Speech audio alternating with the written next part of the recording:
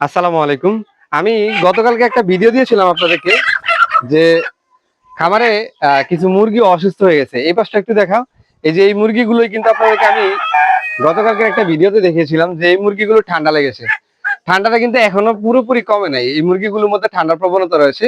এই খামারে কিন্তু শুধু এই মুরগিগুলো নয়, এগুলো কিন্তু টাইগার মুরগি। এই মুরগিগুলো ব্যতীত কিন্তু ওই পাশে আরো কিছু মুরগি রয়েছে।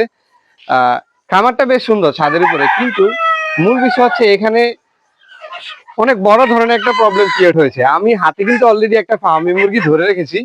এই জিনিসটা ধরার কিন্তু একটা মূল কারণ রয়েছে। এটা দেখে আপনাদেরকে অনেক কিছু দেখানোর চেষ্টা করব।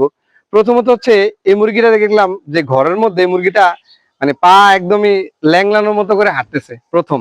দ্বিতীয়ত হচ্ছে যখন ধরলাম, ধরার পর একটা ডিমের মুরগির ন্যূনতম ওয়েট থাকে প্রায় 1500 থেকে 1600 গ্রাম, কিন্তু এই মুরগিটার গড় ওজন সর্বোচ্চ 900 থেকে 1 কেজি হবে। দ্বিতীয়ত এটার পুরো বুক শুকিয়ে গেছে।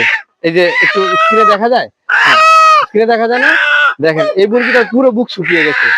এটার মধ্যে কৃমির প্রভাবও কিন্তু রয়েছে। আরো কয়েকটা বিষয় দেখাই।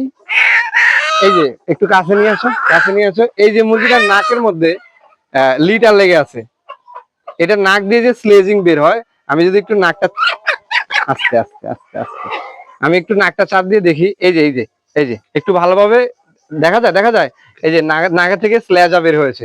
অতএব মুরগিগুলোর মধ্যে যদি এরকম প্রভাব তৈরি হয় যে মুরগির ঠান্ডার প্রবণতা তৈরি হয়েছে, তখন নাক থেকে এইভাবে স্লেজিংটা ভালোভাবে বের করে এটা পরিষ্কার করে এর পরবর্তী সময় মুরগিগুলোকে ওষুধ প্রয়োগ করতে হবে। যদি এই জিনিসগুলো মেনটেন না করা যায়, তাহলে কিন্তু খামারের মুরগিগুলোকে সুস্থ করা খুব ডিফিকাল্ট হয়ে যাবে।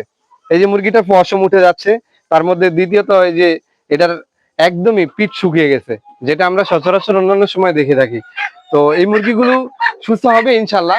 এখানে কিছুটা ভুল রয়েছে। আমি এই যে এই পাশে যে টাইগার মুরগিগুলো দেখতে পাচ্ছেন, এই টাইগার মুরগিগুলোর মধ্যে যে নিচে লিটারটা ব্যবহার করা হয়েছে এটা একদমই কম।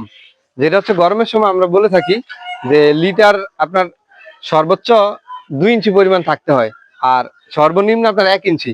কিন্তু এখানে 1 ইঞ্চি পরিমাণও হবে না এই মুরগিগুলোর জন্য। এটা হচ্ছে প্রথম। দ্বিতীয়ত হচ্ছে এই মুরগিগুলোর ঠান্ডার প্রভাব যখন তৈরি হয়েছে, তখন এদেরকে আরো আপনার অতিরিক্ত পরিচর্যা করতে হবে। চেষ্টা করতে হবে যে আপনি যে ওষুধগুলো প্রয়োগ করবেন, যাতে হুটহাট করে আপনি ভিন্ন ধরনের ওষুধ প্রয়োগ করলেন, একাধিক ওষুধ প্রয়োগ করার ফলে কিন্তু মুরগিগুলো আরো বেশি অসুস্থ হয়ে যেতে পারে। তো সেই দিকটাও কিন্তু খেয়াল রাখতে হবে।